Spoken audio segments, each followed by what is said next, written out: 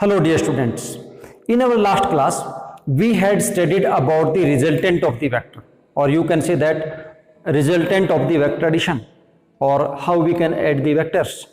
And in one of our previous class we also had studied about the relative velocity along a straight line.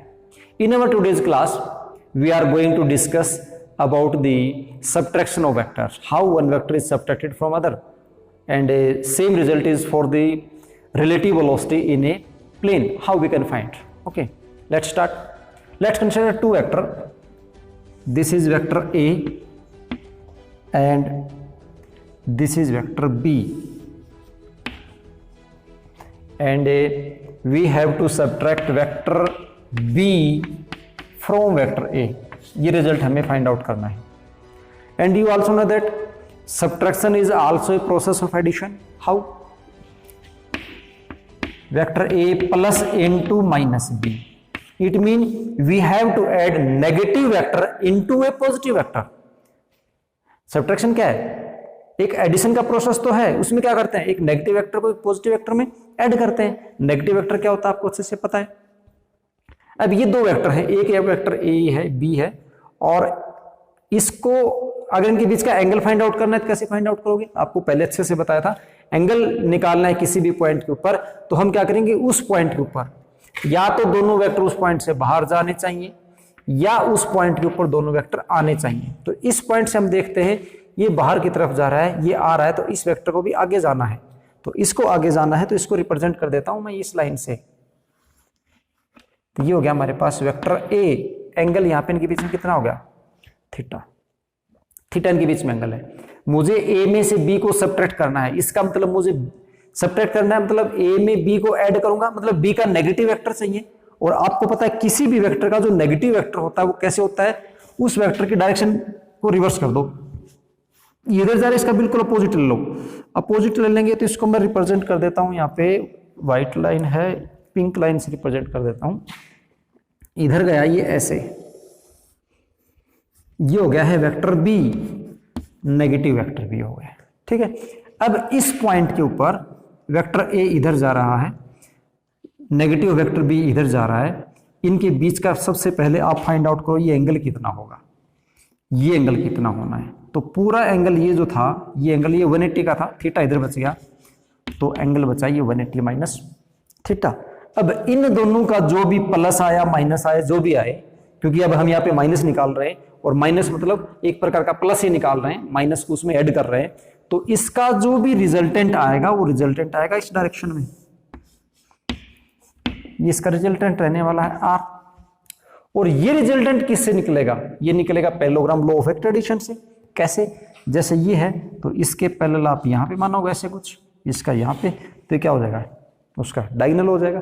और parallelogram law of vector addition क्या बोलता है, resultant होता है are, वो होता है हमारे पास root of A square plus B square plus 2ab cos theta, ये होता है. तो देखिए यहाँ पे रिजल्टेंट आर कितना हो जाएगा, आर इज इक्वल टू हो जाएगा ए स्क्वायर प्लस माइनस बी का स्क्वायर, बी स्क्वायर हो जाएगा प्लस 2ab. एंगल कितना है यहाँ पे, एंगल है यहाँ पे 180. इन दोनों के बीच में एंगल कितना है, 180. थीटा नहीं है, थीटा कब, जब ए और बी के बीच में आप निकाल रहे हो, कोई आर्बिट्रेरी एंगल थीटा ले रहा हूं, आप इसको फाई लिख दो, क्योंकि पहले आप थीटा लिख चुके हो तो कंफ्यूजन नहीं होने का है. यहाँ पे हमारे पास एंगल मतलब ये एंगल कितना है, ए और बी के बीच का एंगल, तो ए और बी के बीच का एंगल कितना है, 180 माइनस थीटा. तो इसको लिख देंगे cos 180 माइनस थीटा और इसका रूट.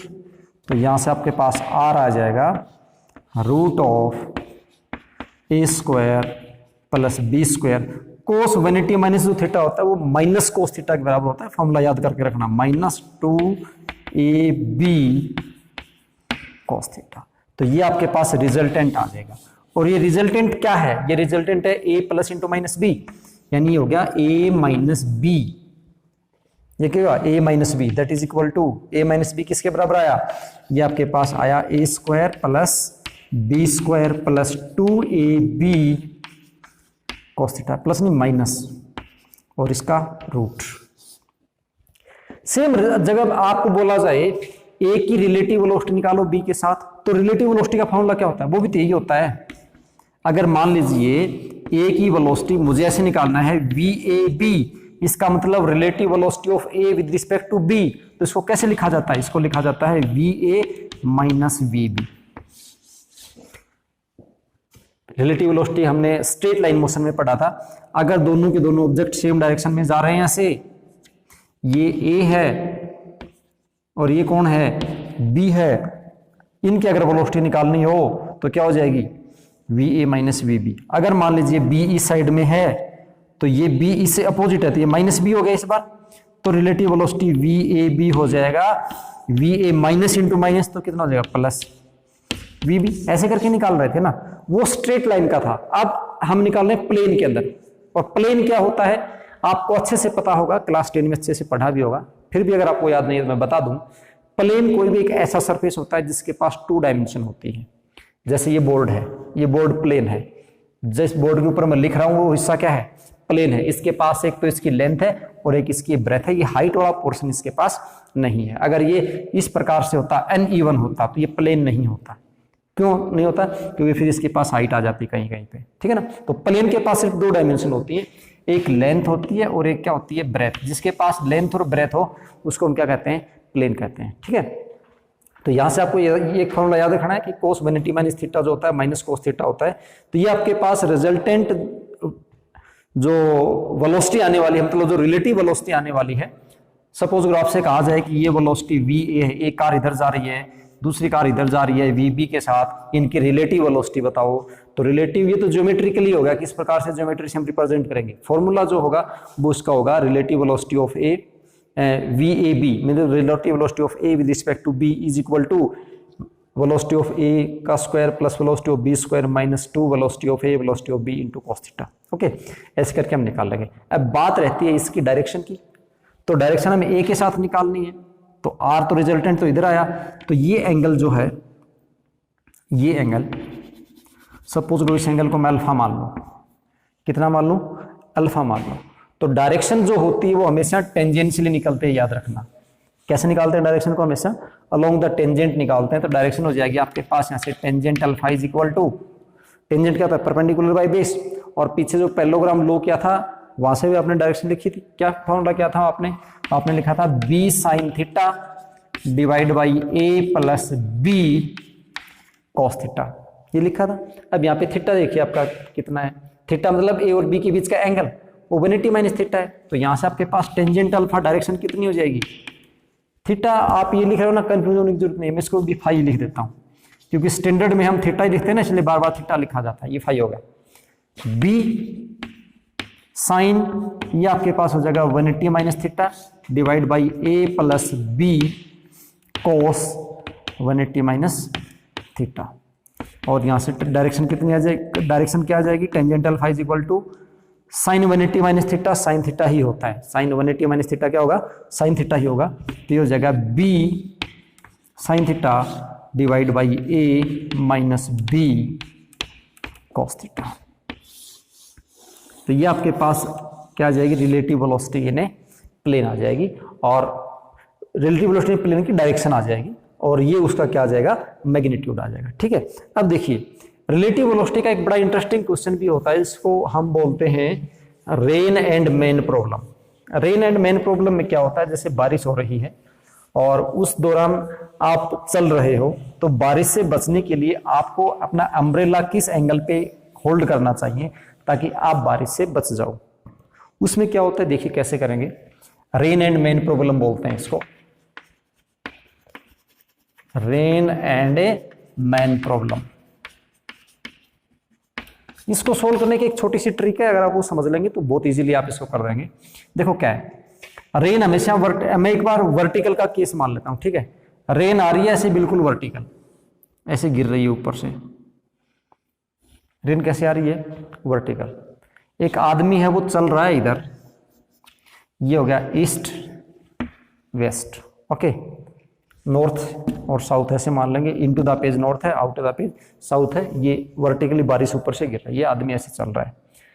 मैं इसको बोलता हूँ V M velocity of man, और ये V R velocity of rain है।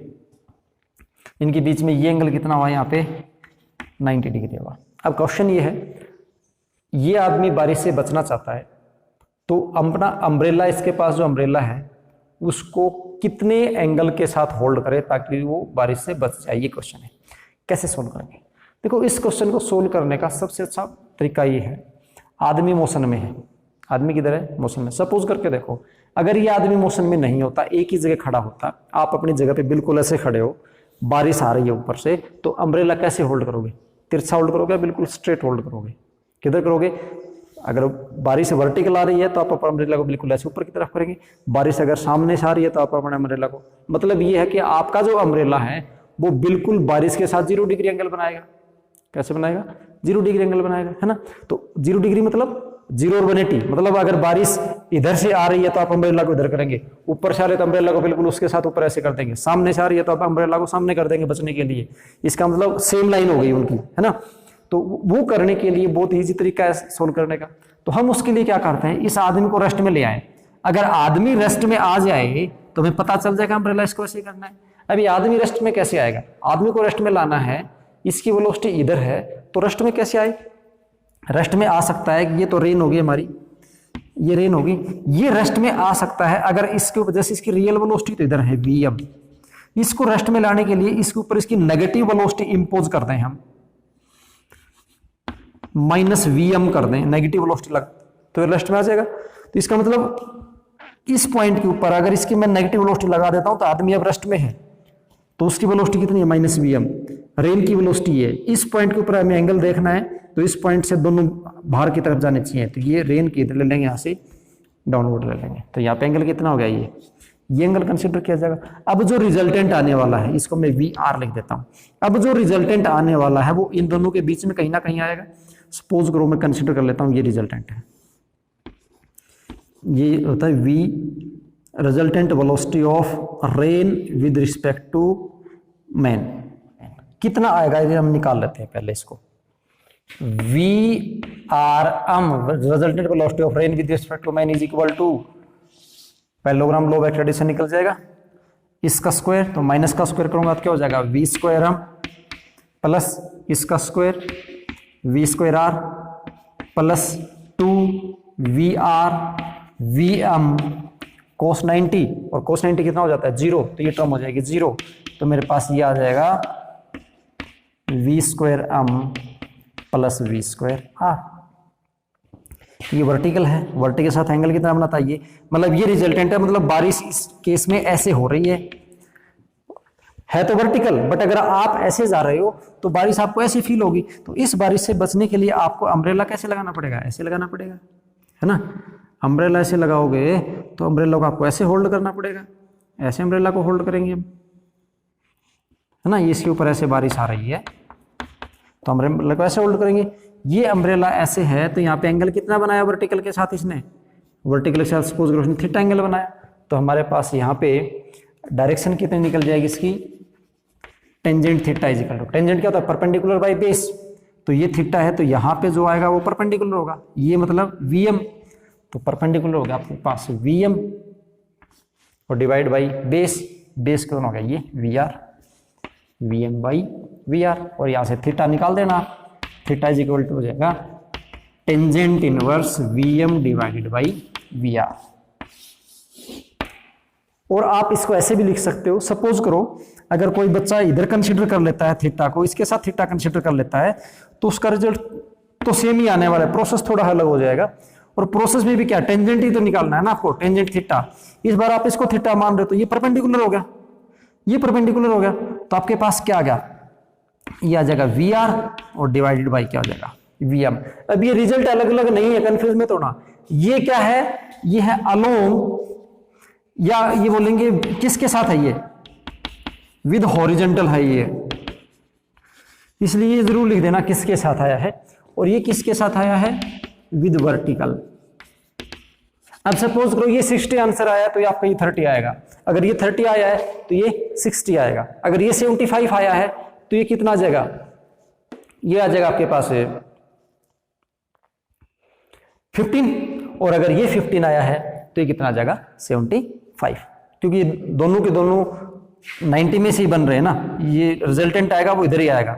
तो रिजल्ट आपका सेम आने वाला, उससे कोई फर्क नहीं पड़ने वाला। एक वर्टिकल के साथ आ रहा है, एक किसके साथ आ रहा है, हॉरिजॉन्टल के साथ आ रहा है। तो ऐसे रेन और मेन की कोई भी प्रॉब्लम हो उसमें ध्यान रखना कि आपको हमेशा क्या करना होता है, मेन को रेस्ट में लेके आ जाओ, और मेन को रेस्ट में ले आओगे फिर उसके इस प्रकार से रिजल्टेंट निकाल दो। अब दूसरा केस ये है कि सपोज करो आदमी तो पहले से ही रेस्ट में है, आदमी किस में है, पहले से ही रेस्ट में है, और रेन इस प्रकार से आ रही है और आदमी रेस्ट में ही है और रेन ऐसे आ रही है। तो उस केस में आप क्या करोगे, तो उस केस में आपको क्या करना है, मेन को रेस्ट में है ही, रेन ऐसे आ रही, तो डायरेक्ट इसका रिजल्टेंट निकाल दो, तो उस दौरान रिजल्टेंट निकलेगा, तो फिर ऐसे केस आ जाएगा। ठीक है, तो ऐसे करके आप इन प्रॉब्लम्स को सॉल्व कर सकते हो। और यहाँ से जो रिलेटिव वेलोसिटी का कॉन्सेप्ट जो है उसका फॉर्मूला हमने बताया, आपके पास ये फॉर्मूला ऐसे निकालोगे। इसके ऊपर एक क्वेश्चन और करते हैं, रिलेटिव वेलोसिटी के ऊपर एक क्वेश्चन और आता है, और वो कुछ इस प्रकार से कि जैसे मान लो आपकी अर्थ है, ये अर्थ है, ये ईस्ट डायरेक्शन है और ये वेस्ट डायरेक्शन है,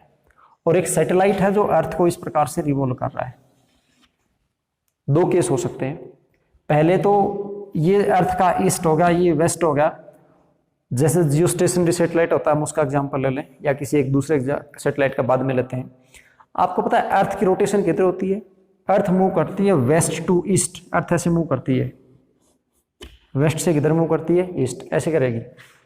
ये वेस्ट है, ये ईस्ट है, तो वेस्ट टू ईस्ट ऐसे मूव करती है।